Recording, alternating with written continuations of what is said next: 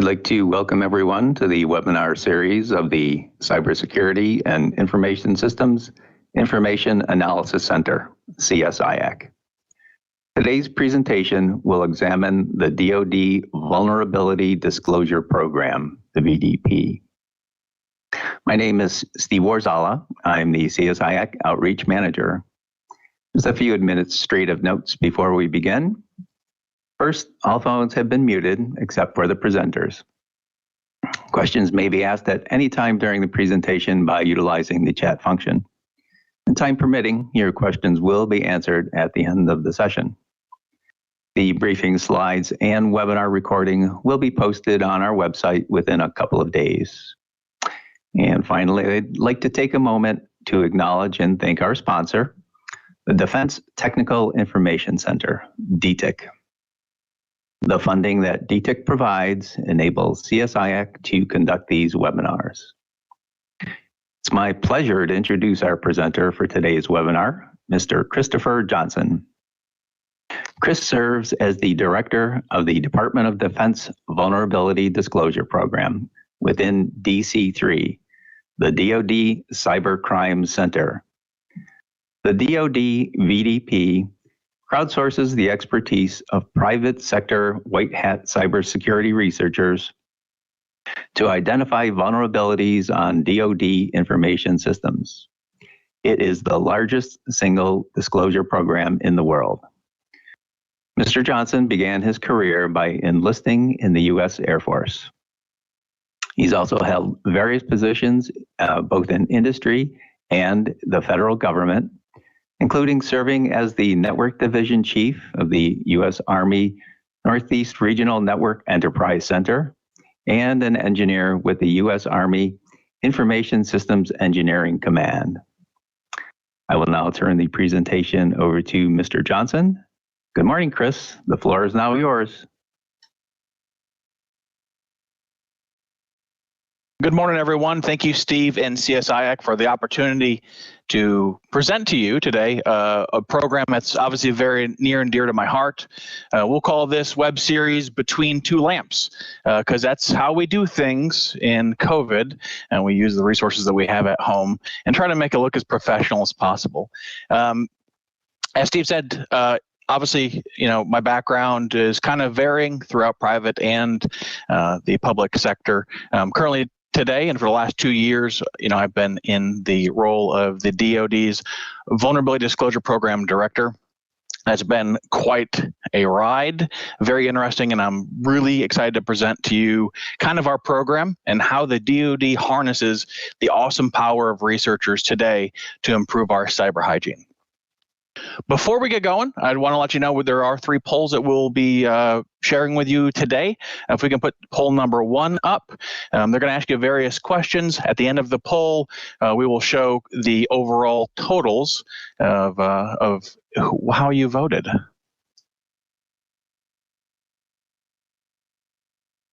If we can run that just for 60 seconds or when we stop getting responses. Thank you.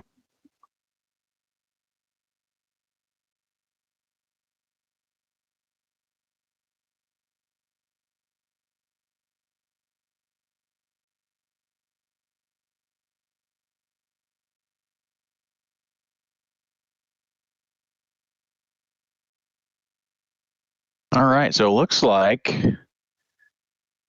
the answer is primarily yes. So does your organization currently operate a vulnerability disclosure program?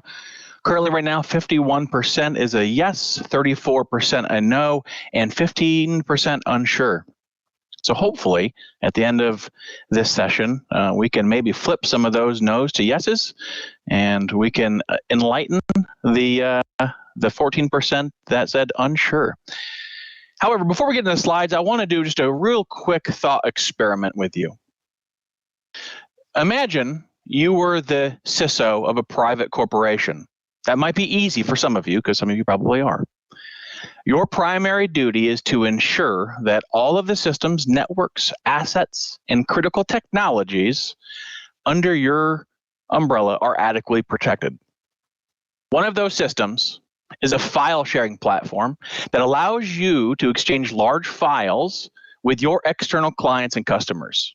Files far too large to email, but also way too sensitive to put in a third-party cloud service because they contain information like personally identifiable information, PII, intellectual property, IP, protected health information, PHI.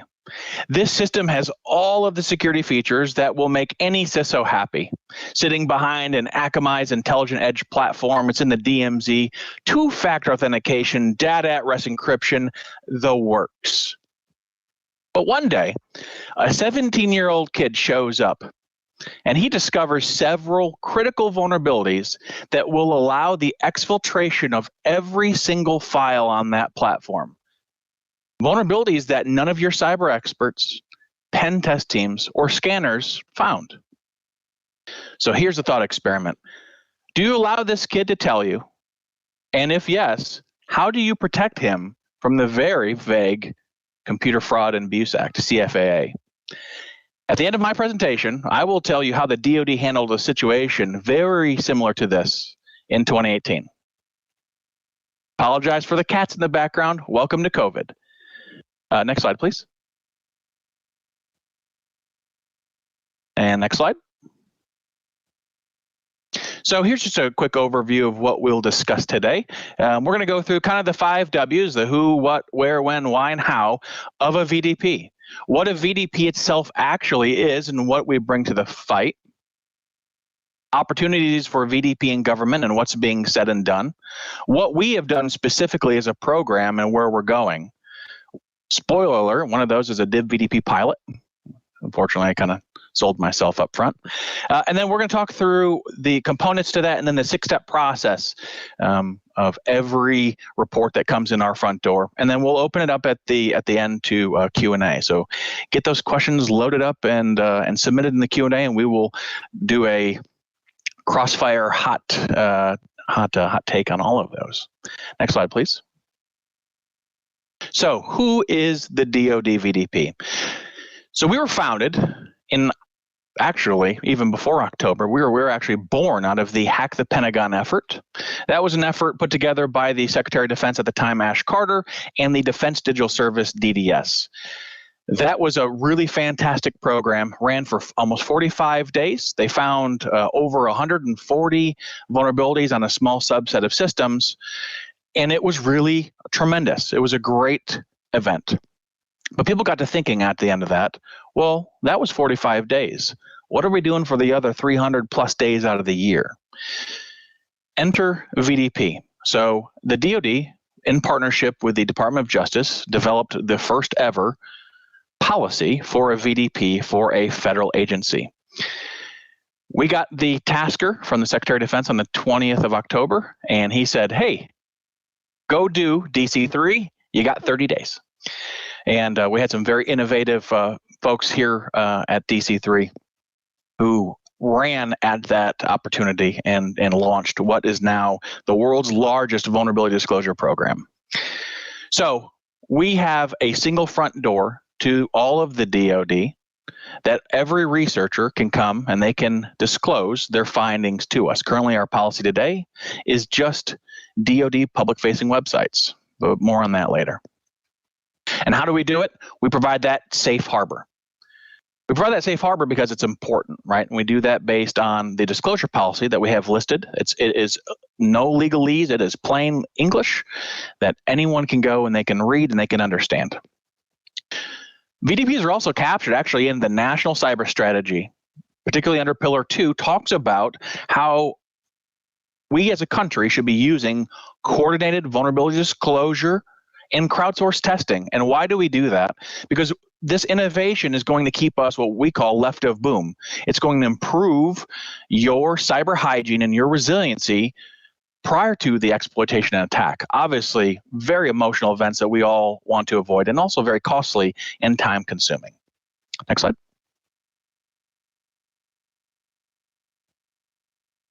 So what's a VDP? Well, very simply, it's a white hat vulnerability discovery platform. White hat hackers, although that term has different connotations to some of you on the line. We in the DoD, we like to call them security researchers. It's a little bit more, I guess, palatable for your C-suite folks. Next bullet. So there are three major components to any VDP. The first component is you have to have an absolute, and you can keep building the slide if you want, please. So a policy which provides clear guidelines for conducting crowdsourced vulnerability activities. So that policy, as I said, it is absolutely there. It's open. Everyone can get to it and read it, and that's important. So it's also, the second piece is a secure and protected channel. Those researchers can then report what they find to you under the promise of legal safe harbor. As I talked about in the beginning, the Computer Fraud and Abuse Act is a fairly vague law that doesn't quite really capture the nuances of this type of activity. So we have to provide those researchers with that policy up front so that they can read it, they can understand it, and that they're protected because they're trying to do good for you. The third piece of it is the internal process. I call this the less sexy piece of a VDP. This is the internal process for how we move these reports from the front door to the system owner or network administrator to get them fixed and mitigated, and then back to the researcher to let them know it's been done. Here's a common, 4-step type process for any vulnerability that gets submitted. It goes through the identification, which is what the researchers do. We analyze, we do an assessment of it, and then, of course, we do the remediation. And then there's a loop back when we go back to the vulnerability identification just to make sure that that's fixed. However, what a VDP is not. A VDP is not a bug bounty event. So a bug bounty event pays cash for vulnerabilities. It is a time-based, like we talked about before, it's a time-based event like the Hack the Pentagon effort in 2016. And they pay cash. We actually, in a VDP, we pay reputation points. So researchers come in, typically, and I would say a lot of the times, they're new to this type of industry.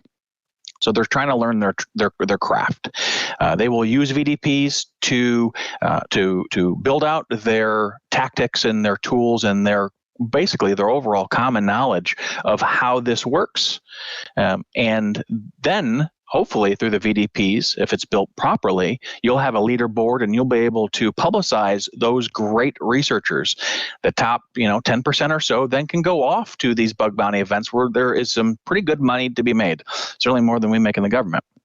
We're not red team activities. So when a vulnerability is discovered, the activity must stop. The researcher must stop upon the discovery of that vulnerability. They cannot continue laterally or vertically within your network. And we're not incident response, right? That is something that hopefully we're avoiding. We're trying to stay left of incident response. As you know, the incident response timeline and the expense and the resources can be pretty heavy. Certainly a lot easier to fix one vulnerability than to respond to a breach. So this is my used car salesman pitch, so you have to humor me a bit. So what does a VDP bring to the fight? Well, first of all, it's hacker-powered security. So this is typically has been an underserved community and capability within the cybersecurity profession. These researchers typically want to do good. They want to do good either for themselves or for the organization that they're supporting. A VDP is not a silver bullet. It's not going to replace anything currently underneath your scope today. However, it's going to add that additional defense in depth layer to your strategy. Remember, there's thousands of hackers currently today, at least in our VDP formation, and that can expand obviously if you even open it up even more. Certainly if you pay bounties. Today, we're a free service to the entire Department of Defense. Second thing, we are here to reduce attack surface. So once again, these vulnerabilities that these researchers are discovering, these already exist. They're not creating anything new. They're just finding and telling you what you may not already know. Also, we've seen that VDP can truly be a canary in a coal mine. I got a lot of examples for this, but we'll just talk about the Pulse Secure VPN that some of you are familiar with that happened last August at the Black Hat and DEF CON event.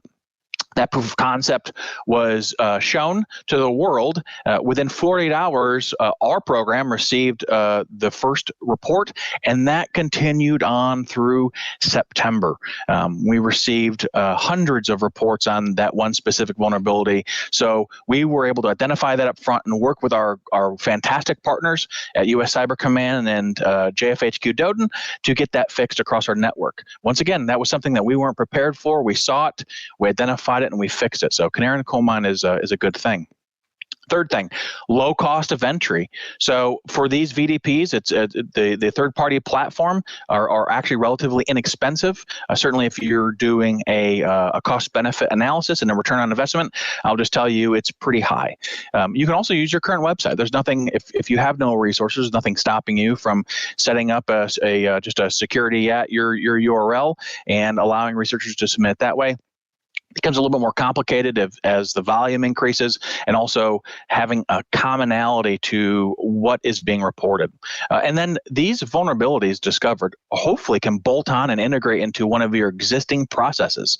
These processes you're already going through in your standard patch management. So you get a Windows Server 2012 patch. Hopefully you're not on that anymore, but you get a Windows Server patch, and you're going to get a vulnerability, right? It's going to be a VDP. It's going to hopefully go through the same channels and mitigated by the same folks. Finally, adversary emulation. This is really key here. These ethical hackers use the exact same TTPs, your tactics, techniques, and procedures, as a black hat, right? The only difference is their intent. Their intent's good. So you're getting thousands of researchers. They're well-trained and equipped.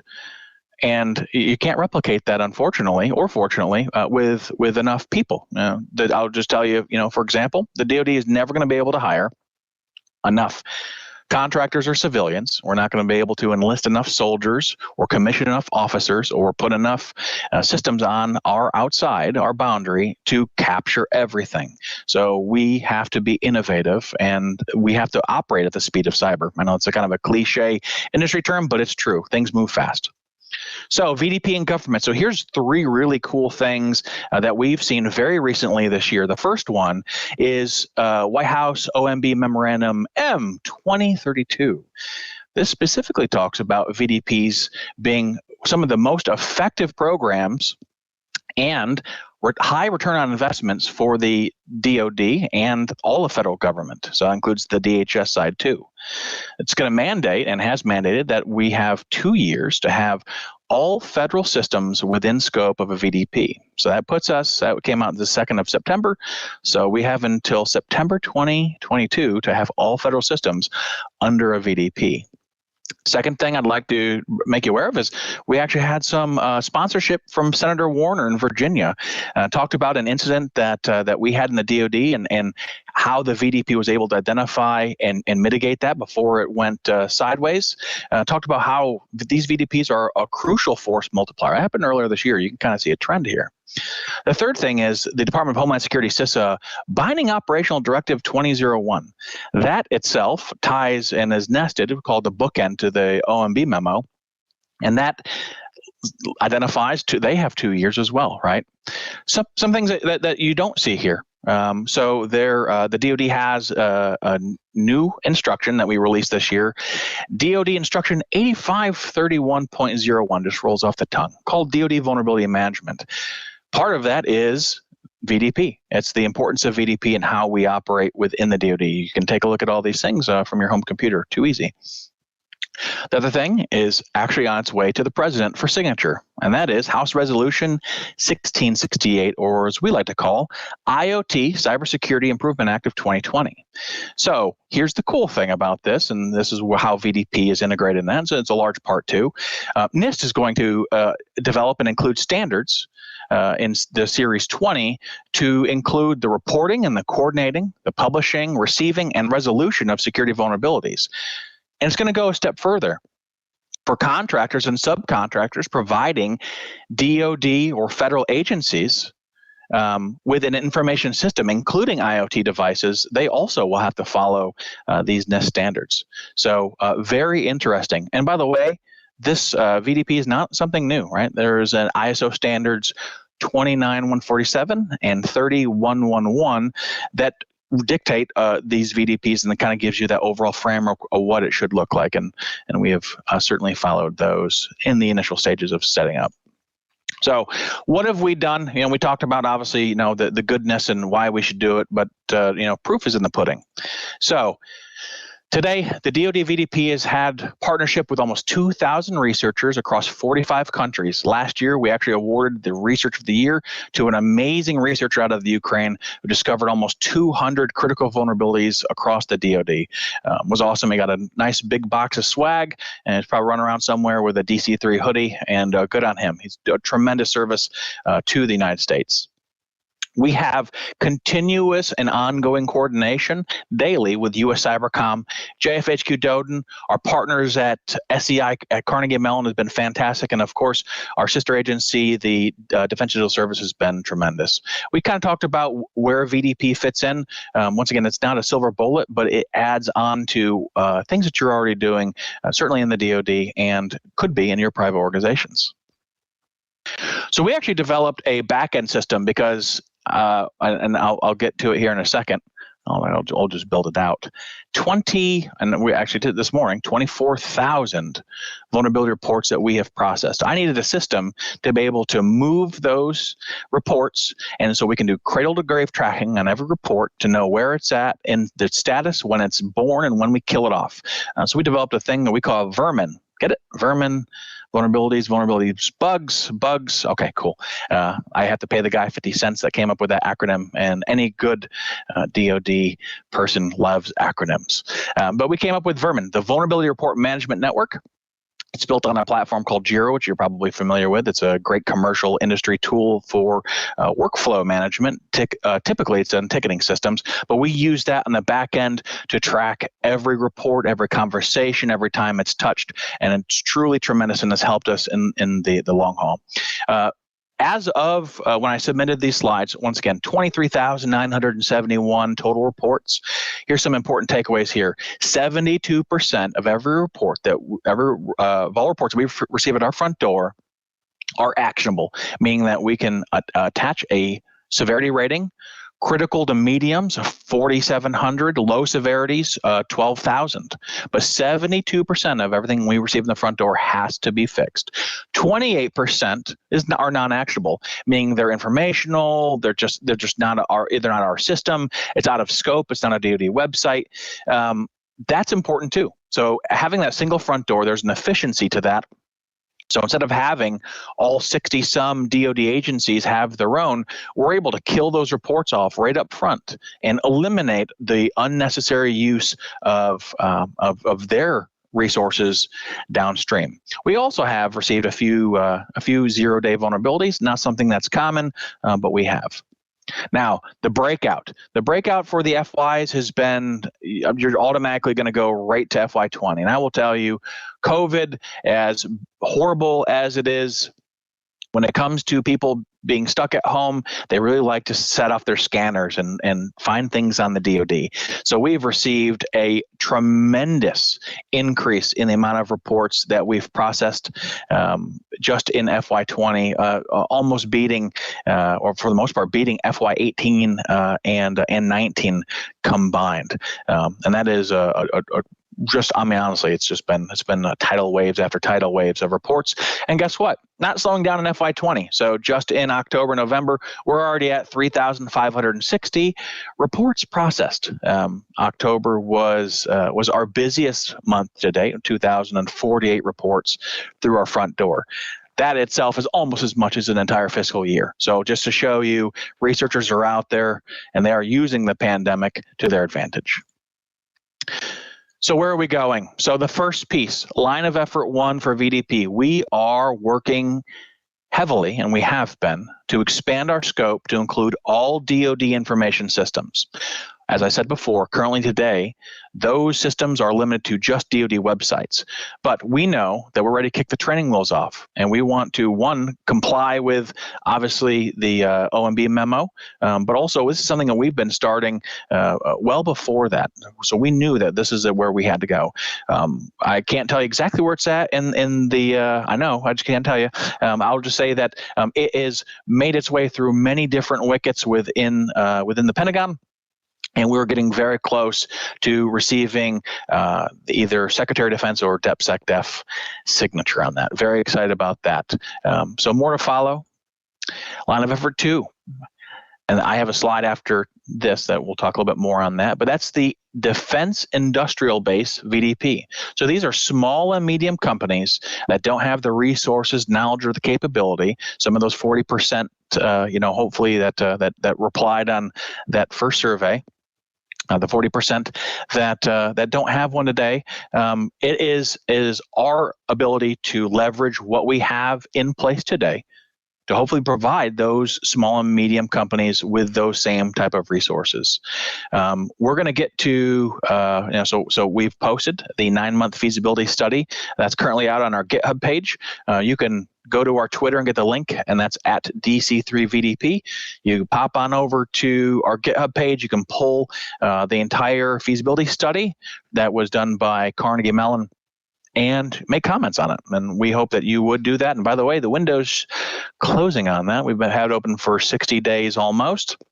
And you have until the 6th of December to take a look. It'll still be there. You just won't be able to comment on it. And then we're gonna go into a 12-month pilot. If we can, let's pause here, and if we can put up the second poll, please. I'd like to stop at the dib. So the question is, if your organization does not operate a VDP, what is the primary reason? And there are a few different answers that you can provide on there. But please go ahead and answer that. And if we can close it when we stop getting reports.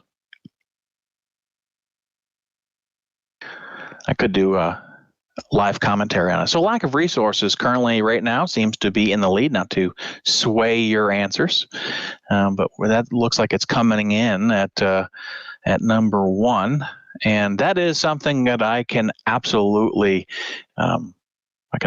sympathize with. Lack of resources looks like that's to be number 1. Lack of knowledge is number 2. Tied right now with unsure. Oh, unsure is pulled in the lead. Oh, no, we're back to a tie.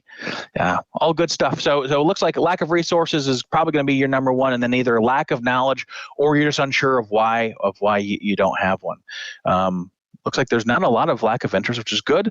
And executive buy-in is a huge thing, but it looks like that not a whole lot of you had that as a reason. So thank you so much for submitting your votes.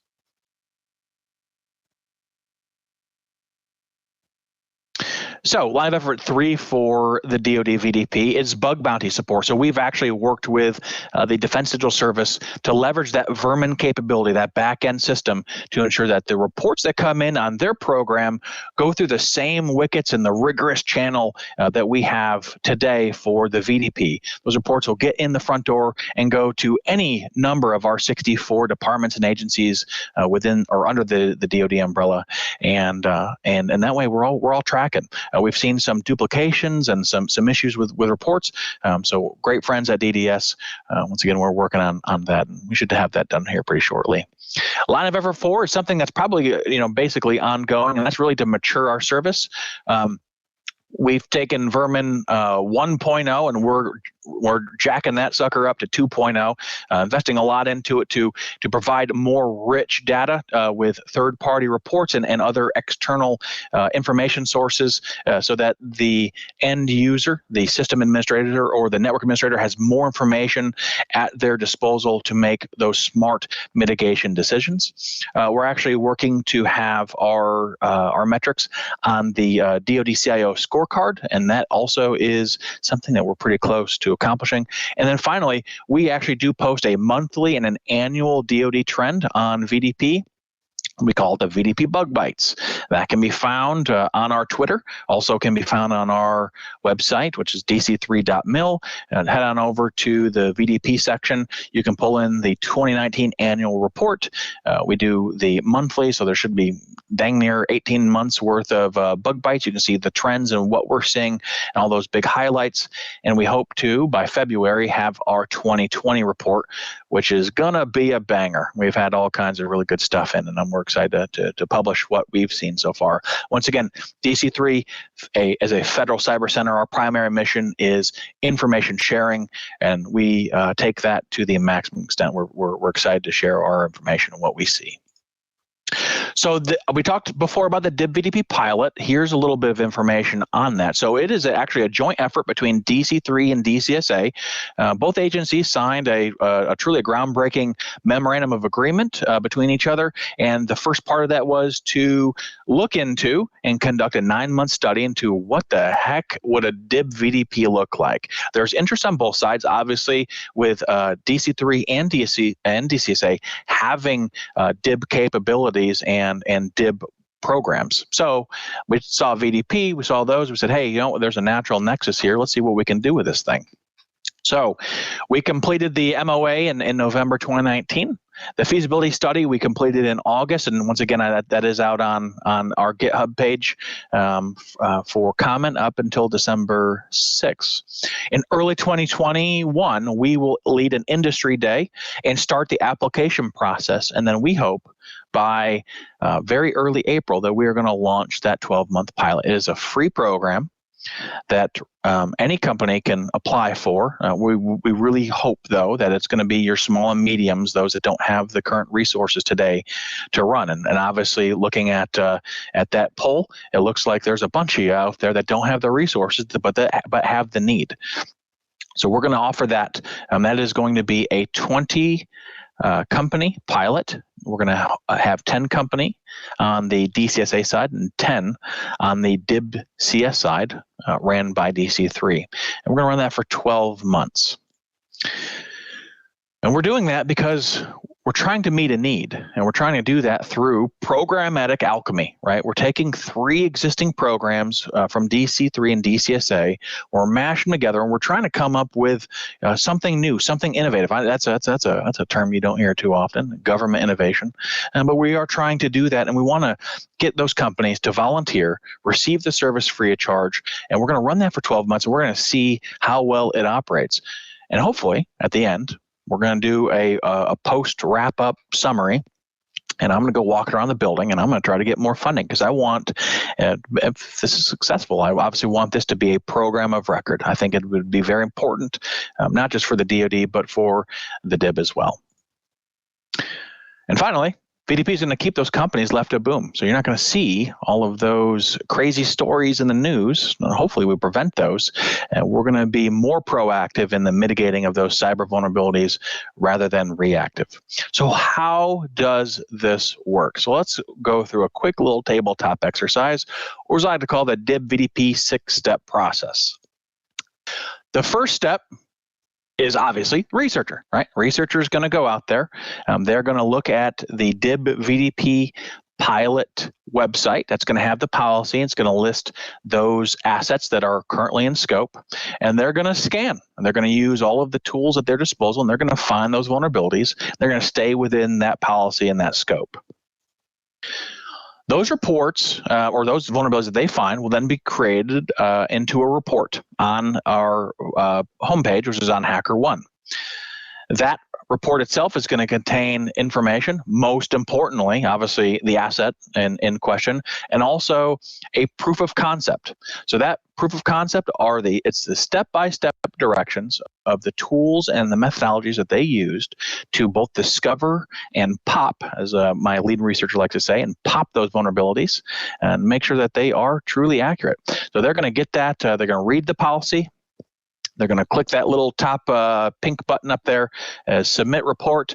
They're going to fill in all the information, and they're going to hit submit.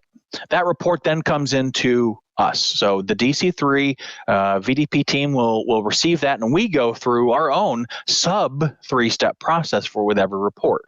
First step is triage. So we take the reports, we get them in the front door, we scrub them. We make sure, remember we talked about before about the 28% that we kill off. We're trying to kill off 28%, right? Things that just they're out of scope, that just doesn't matter, not complete. We'll send them back to the researcher to get more information, but it has to meet that, it has to meet first contact. Second step is the validation of every vulnerability. So every vulnerability has a proof of concept. Every proof of concept has those tactics and those tools that they use. And my researchers internally to DC3 will take that proof of concept and they will absolutely make sure to a 100% standard that those vulnerabilities actually exist, that they're able to replicate those steps. And then we assign it a severity rating. Now, there's a methodology here, and I could probably have a whole nother hour-long conversation. Maybe we'll do VDP. We'll do VDP 2.0 here at at the organization. But severity rating. So, how does that work? Well, we take a look at one, the CVSS rating that each vulnerability has. We will take that. We will see what kind of data is potentially at risk on the backside of that system. Is it just a standard test platform that's out there, or is this, no kidding, a production network that has PII or something on the backside, right? And we're going to make those initial calls. We won't have access fully into the system, so we're going to make, we'll call it a best guess educated judgment on exactly what we're seeing at our level. However, that really gets you pretty close. And I'll just tell you, after those 24,000 vulnerabilities, JFHQ DoDIN and US Cybercom really appreciates the work that we put in up front because they're able to direct resources more efficiently of where they should go. Are you going to surge your team to a cross-site script vulnerability, or are you going to surge them to a clickjacking, right? So we're gonna grade those up front so that you have an idea of where to place your time. Then we're going to send it out to the DIB. So those individual companies that are voluntarily and in the program, we're going to send them the report and our recommended steps to how they mitigate each vulnerability. We're going to send them, that vulnerability is going to go into the company. They're going to give it to the team, and that team is going to do their best effort. Maybe we open up a line of communication. We've had those before where it's a really complicated one. We talk through the issue, what we see. We do live testing. So as they're going through the mitigation, we are testing as they're mitigating. And once it's mitigated and we give them a thumbs up, it comes over back to us and we kill it off. And then we reward those researchers with those precious reputation points so that they are fully recognized for their hard efforts. So that's the 6-step process for VDP wrapped up. I hope that was informative. Okay, if we can, before we get to the questions, if we can do the final poll, please. So the question is, would you be interested in learning more about the DIB VDP pilot, and or would you plan to attend the industry day?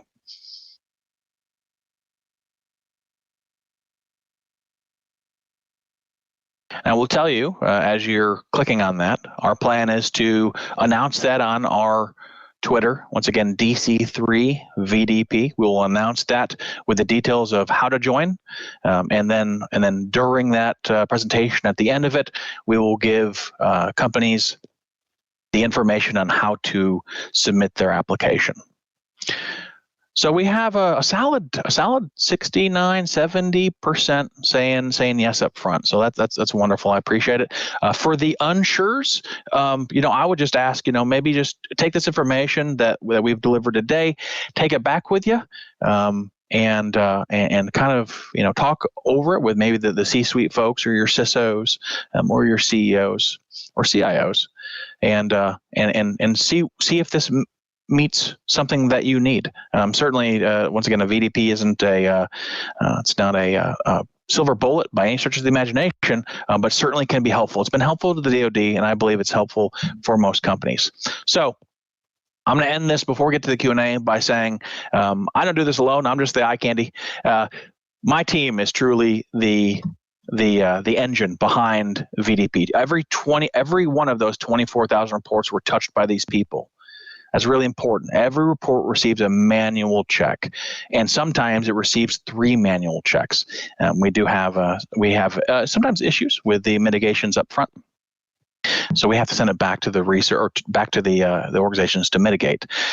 We were recognized last year, thankfully in 2019, by the DoD CIO, Mr. Deasy, and given the 2019 DoD CIO Annual Award for Cyber and IT Excellence, the Team Award. Out of 100, and I believe, I'm going to say 43 applicants, we were one of only a few that were awarded that. So it was an absolute awesome time, and it just shows that if you innovate and you bring those researchers into your cybersecurity defense in-depth strategy, that you can do good things. And we've demonstrated that in the DoD, and hopefully by my presentation that you'll take that back and you can replicate that in your own areas of responsibility. So if we can, we'll roll on into Q&A. Thank you. Okay, thank you, Chris. That was a very interesting presentation. That's quite the program you have going there. So, and we did get a number of questions from our attendees. So let me run those by you. So one of the first ones was an individual was wondering if there are any preliminary steps that an organization should take in order to make sure that their processes are mature, ready enough to implement a VDP.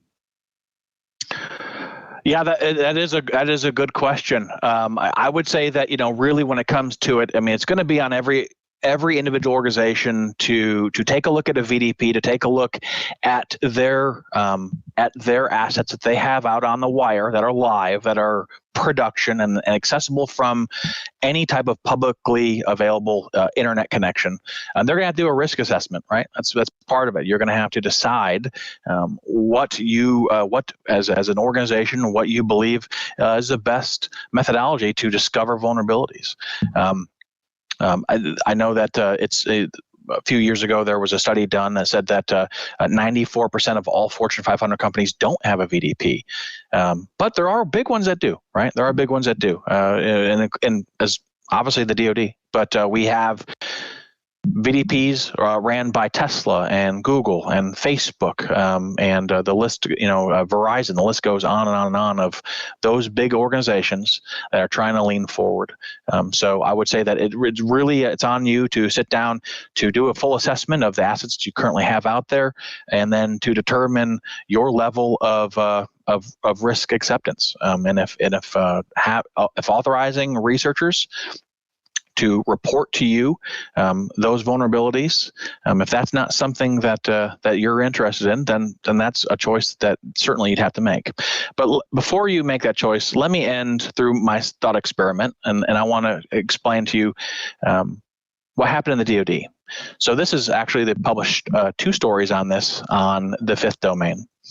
So the DoD had a vulnerability that was pretty critical, and by one, I mean multiple, on a platform that we call Amerdex Safe. That was a program ran by the Army to share large files outside with third-party agencies, and then these are files that are just too big for email. We had one researcher who, no kidding, he is now a student at the University of Stanford, as well as working with DoD, with DDS, and also DHS CISA. This researcher found multiple vulnerabilities on that platform. Those vulnerabilities allowed him to basically go VFR direct to any of those packages just based on changing the URL. It bypassed all two-factor CAC authentication. It bypassed everything, and he could just peruse. And I will tell you, I have emails from a lot of different agencies, from federal down to state, that were inadvertently or advertently, I guess you look at it, using that platform to share data. So that researcher reported those vulnerabilities to us. If they hadn't, I'm telling you, it could have been a bad day. It could have been on the front page of big news publications, but it wasn't. It wasn't, because we allowed that researcher to tell us what he found, and we fixed it. And post-investigation, there was no exploitation, so we fixed it before it got bad. And that is truly a remarkable story. So there's your thought experiment. That's the conclusion to, at least to that story. So the question I asked obviously is rooted in some truth in the DoD, and I'm okay with sharing those. Some folks look at that as an issue. Some people look at that as being a loss, but I look at that as a win. Every vulnerability we find prior to exploitation is absolutely a win. So that was a real long answer to that question. Next one. That's great. Thank you, Chris.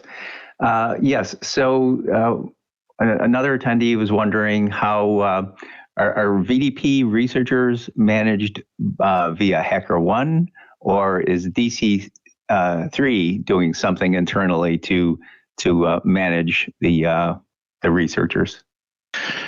So it's a good question, and it's hard to come with a solid answer because the word manage is fairly ambiguous. So I will tell you, from our perspective, this is how it works. HackerOne is the talent management agency for these researchers, right? They're the ones who host the platform. We pay for their service, and we host our website on there as our front door. They are the ones who attract the researchers because they have so many platforms on there. So that's why we participate in that, because they drive researchers and traffic to us. When it comes to managing the reports, we do manage every report with every researcher. So HackerOne doesn't do that. When you submit a report, it's coming straight to DC3, and then we handle those reports with the researchers themselves. And I've also had a question, and so I apologize if I'm skipping ahead here. But we also have had questions of, well, how do you vet these researchers, right? Who vets them? Is it, and then maybe that's by what manage? Maybe that's what you mean, but we don't. So I'll give you my hot take on it. If you follow the policy, if you are operating with good intentions and you are trying to do good for the DoD, we're going to deal with you in good faith. Does it matter if you are an American with a security clearance? Probably not. Does it matter if you're an American at all? Not really. There are three components to our policy are simple. It is the discovery, it's the test, and the report. If you don't follow through with the report, then you're not in compliance with the policy. And that's how we get around that, right? So I don't personally care where you live. I don't care where you come from or your background. If you are finding vulnerabilities and reporting it to us, that's good enough for me. So we don't do any background checks or vetting. Matter of fact, you can go to HackerOne tonight, sign your dog up, and your dog can get on Burp Suite and Metasploit and start scanning the DoD's public face and find stuff and report. And that's good enough for me. We take them from anybody. Once again, no background checks, fairly anonymous, and that's just a policy that we've kind of gone with, and we feel that's been fairly successful over the past 4 years. Great. Thank you, Chris. So another attendee was wondering if company research teams are able to participate in the VDP as a team, or is it just specific to individual researchers? So it's open to anybody. I will tell you, Lockheed Martin, earlier this year during the pandemic, they had their own internal hacking competition, and they used the VDP because we have the largest attack surface, and so we have the most assets out on the wire at any given time. They used us as kind of that platform to get some of their folks into the ethical hacking or the security research, we'll say the business, the industry. So companies have absolutely done that, and they did those as individuals. However, University of Texas has as an automated platform called Google Dork, and that platform itself, we have allowed automated submissions from that as well. So there is no limitation really on who sends us what. I go back to my previous comment. If it's a team that wants to discover, find, absolutely. If it's individuals, sure. If you have an AI bot that you want to be able to scan and report, yeah, sure, why not? We're equal opportunity vulnerability recipients. Okay, great, thank you. So we've got a question regarding information sharing. Now, if a vulnerability is identified, does VDP share that with other agencies? How does that work? So when a report comes in, that report is kept private. It's kept private throughout the life cycle of that vulnerability until the mitigation is complete. That's important, right? Obviously, for obvious reasons. We're not going to go, and I don't think anyone on this call would go and broadcast the vulnerabilities they have on operational or production systems and then allow people to use that to do other things. So we don't want that. So researcher submits. It goes through the life cycle. It mitigates. We validate mitigation, and then we close the report. But here's the key. And if you read the policy, we're pretty open on this. We absolutely love it when researchers come and they request disclosure of those vulnerabilities. Absolutely love it. It's one of our favorite things.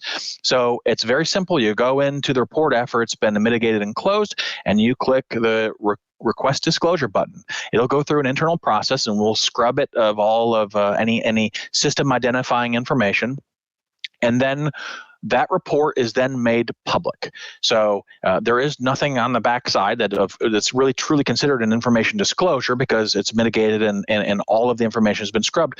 But most researchers don't care about that. They care about the steps that you took, the tools that you use, and the process that you undertook to discover and to test and report, right? So we love that. We will take those reports. We will put them on blast on our Twitter. We will, if the researcher, certainly if they want to write a blog post or a white paper on these, we take those and we put those on blast too, because we want to identify their hard work. It's really important that the researchers have that platform. Once again, one of the most underserved communities in all of cybersecurity.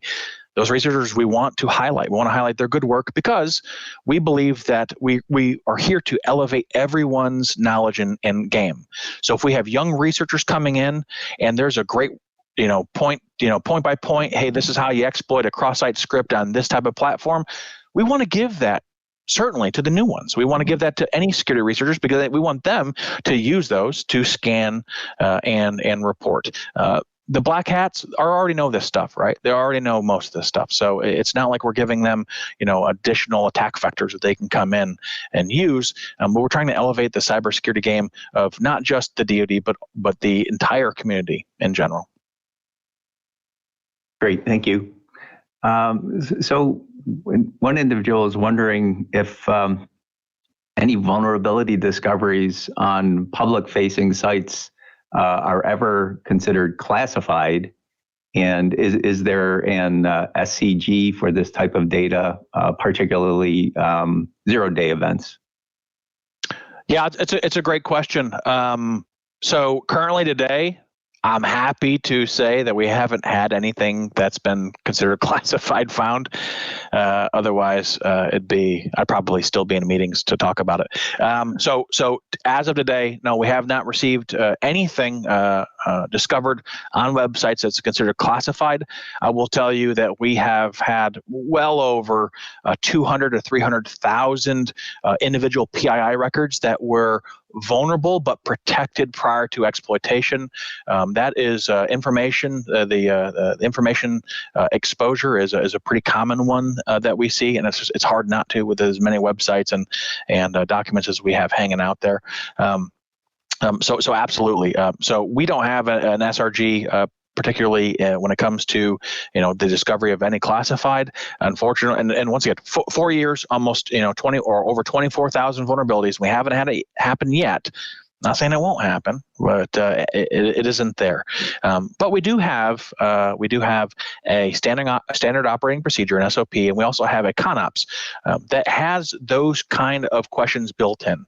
Those one-offs, kind of the nuclear detonation button, if you will, on what happens when we get these kind of things.